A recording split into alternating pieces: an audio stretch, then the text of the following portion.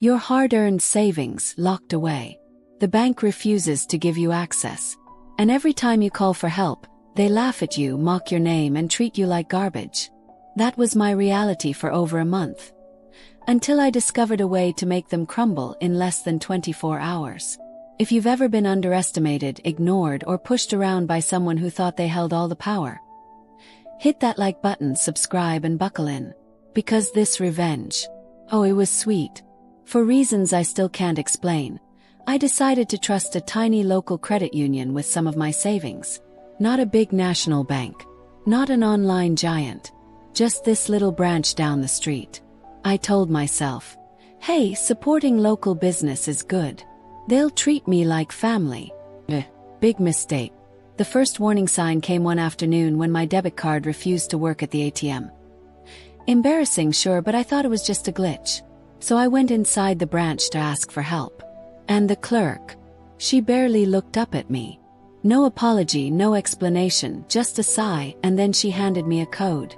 Apparently, they had this weird feature where you could type in a special number at the ATM to pull cash directly from your account. Not a perk, not a favor, just something they already had in place. I shrugged it off, grabbed my cash, and thought the issue was done. Spoiler. It was only the beginning of a nightmare. A few days later, I noticed my account was frozen. No money in, no money out. Just locked. Confused, I called customer support. After waiting forever on hold, I was told my account had been flagged for review. Why? Because of an accounting error, their mistake, not mine. I hadn't gone overdraft. I hadn't done anything wrong. Their system just glitched.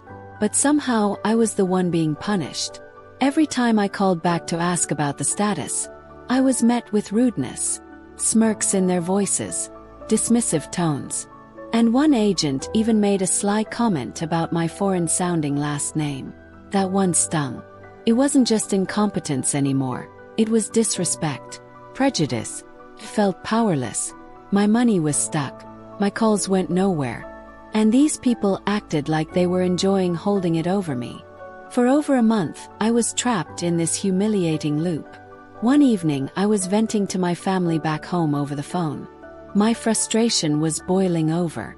That's when my younger cousin casually dropped an idea. Why don't you try this Russian service?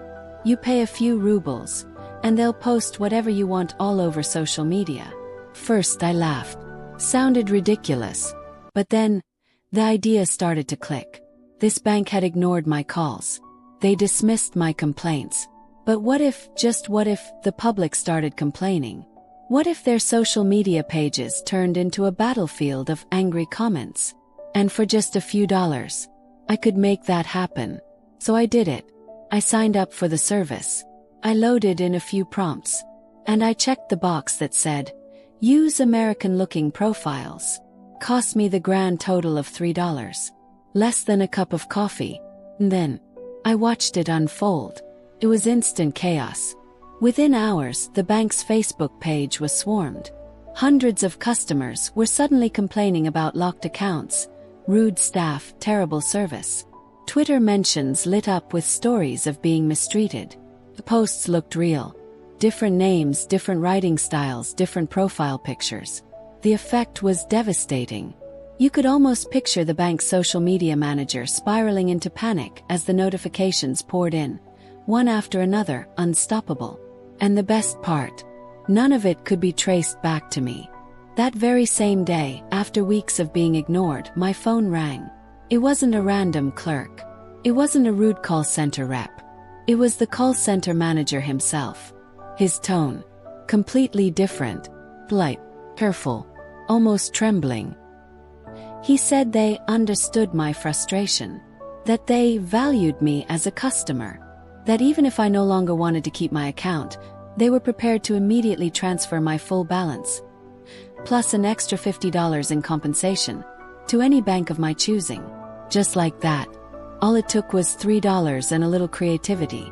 The irony. I couldn't exactly tell the Russian bots to stop posting. So even after I got my money back, the credit union was left drowning in fake complaints. That was no longer my problem. And for the first time in weeks I felt relief. Power. Justice. The same people who mocked me for my name, who held my money hostage, who thought they were untouchable. They had been brought to their knees by their own reputation. The best part wasn't the $50. It wasn't even the money I finally got back. It was the shift. Hearing that manager, who once would have dismissed me without a second thought, suddenly begging to make things right, that was priceless. It was proof that no matter how powerless you feel, sometimes the smallest moves can flip the power dynamic completely. Here's the lesson I walked away with. When someone disrespects you, they expect you to stay small, to stay silent. But the moment you get creative, the moment you refuse to be ignored, that's when everything changes.